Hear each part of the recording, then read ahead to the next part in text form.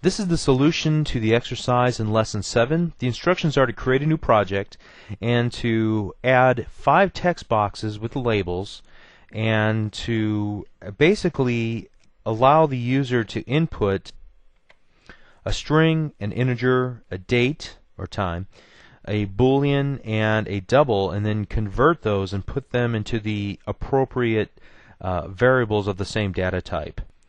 This is actually pretty common whenever you start building applications. You will want to do a data type conversion from maybe a text box into an actual variable of that data type. So let's start off by clicking New Project, and then we're going to call this Lesson 07 EX and make sure that it gets into our Begin To folder.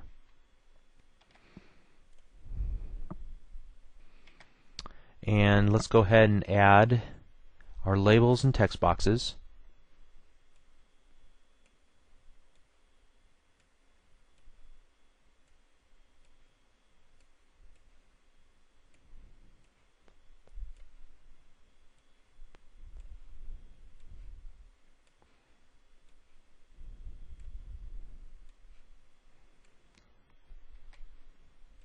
And then we want to add a button.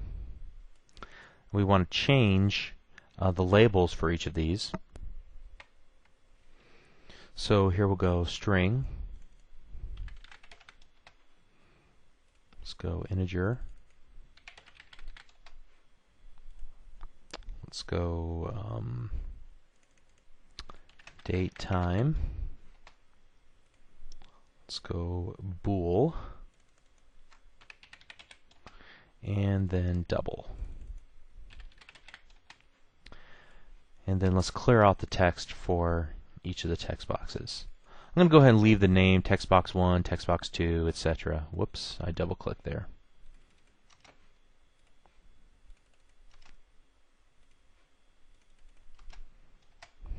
Okay, and then it says in the button 1 click event what we want to do is take the values and convert them into the appropriate data type. So let's go ahead and double click.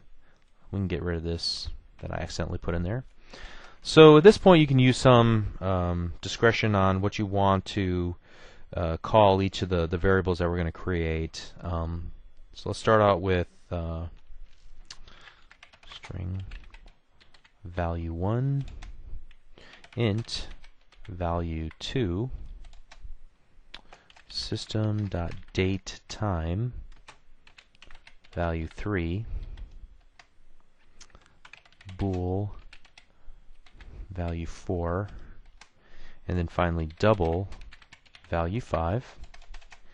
And then what we want to do is get each of the values from the text boxes and put them in here. So in this case, with string we're not going to have to do anything. We can just do value 1 dot or value 1 equals text box 1 dot text. Whoops, and of course we need our semicolon. Okay, so let's go to the next one. We'll have to do a type conversion here. Value 2 equals text box 2 dot text, but we want to do an int dot parse. And what that will do is take our string value and put it into and convert it into an integer if it can. So let's go value 3 equals system.datetime.parse, and here again text box 3.text. Okay, and pretty much down the line, each one of these data types have the parse function, which we'll take advantage of here. So bool.parse text box 4.text, and finally value 5 equals double.parse text box 5.text. Now it doesn't require this, but I'm going to just make sure that everything completed correctly by putting a message box.show just OK. And if it doesn't reach this line of code, we'll know that there was a problem somewhere. So Let's take a look at what we've got here, and let's run the application and try it out. Okay, let's see where our problem's at.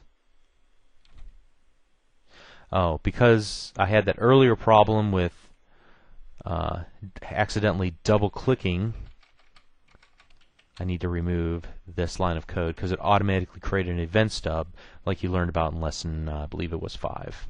Let's go ahead and run this again. See if we get the same error. Nope, we're good to go this time. Okay, so let's just type in some string. From an integer, let's put in 234. From a date time, let's put in 12/7/69. From a bool, let's just put a 0 or 1, so let's put 0. And then a double, let's put 123.45, and then click our button. And hopefully, there won't be any problems. Well, it looks like there was a problem. It didn't like how we represented the Boolean. So maybe it's just the fact that I typed it in incorrectly. Let's go ahead and continue and try something different here. So here we go again. Some string, integer 123, date time 12/7/69.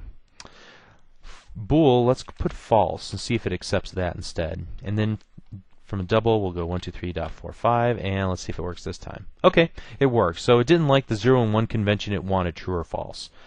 So it seems to work the way that we wanted to. Obviously, if you're going to write your applications, you're not going to want to trust user input that just because you say you want a number here, that you trust that the user will actually type in a number. So you're going to have to do some validation from the values that are typed in. We're going to cover that much later in this series of lessons. But to suffice it to say that in the case like you just saw here, how I typed in a 0 and it was expecting false or true, that we could have avoided that error, that exception within our application by having done some work up front to notify the user that, hey, you want to type in a value either true or false. And that's kind of a bad example, but you get the spirit of what I'm trying to say, that you want to do some checking on behalf of the user so that he doesn't encounter some really nasty error messages. But that is pretty much the solution for this, and I hope that you really spent some time reading those extra extended readings in Lesson 7, because that is some really vital information going forward. So good luck. Thank you.